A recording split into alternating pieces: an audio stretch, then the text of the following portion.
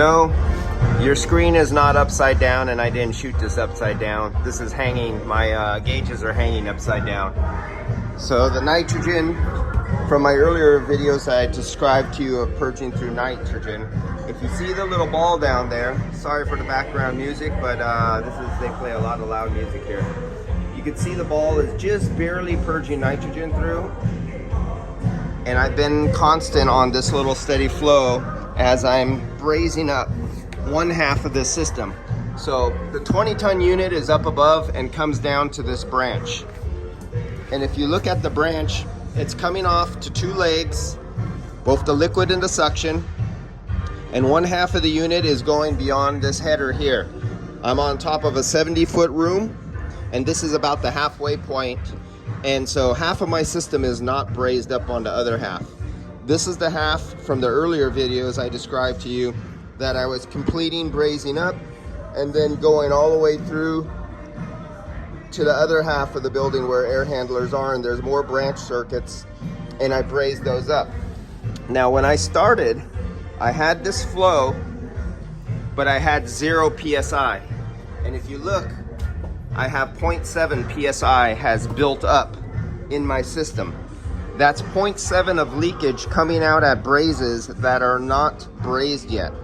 And this will get away from you if you're learning how to purge nitrogen and you're transitioning from stationary, regular, how can I say it, split systems where you have one condenser, one air handler, one section of pipe in the middle, and a connection at the condenser, a condenser at the receiver. You only have one. You can control that, and it's really easy to see if things get away from you.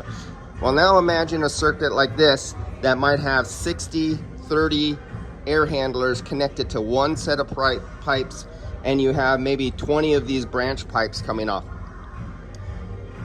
You can forget the braze one, and you'll find that out in the leak testing. But other than that, what will happen, as I described earlier in videos, as you seal up all these leaks, your pressure will start going up in your system.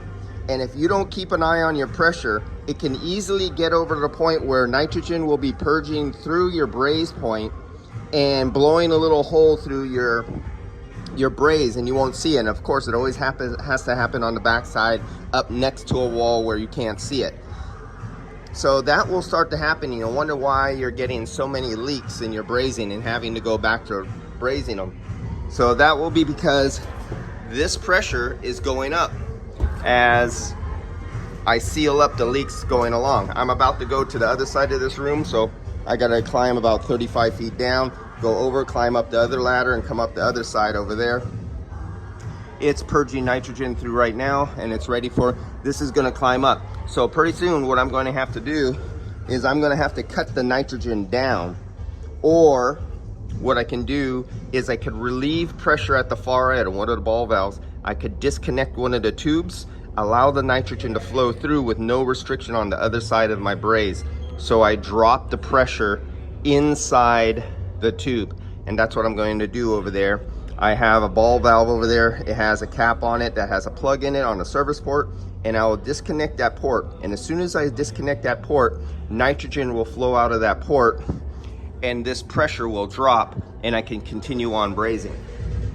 All right, guys, I'll catch you when I finish up there.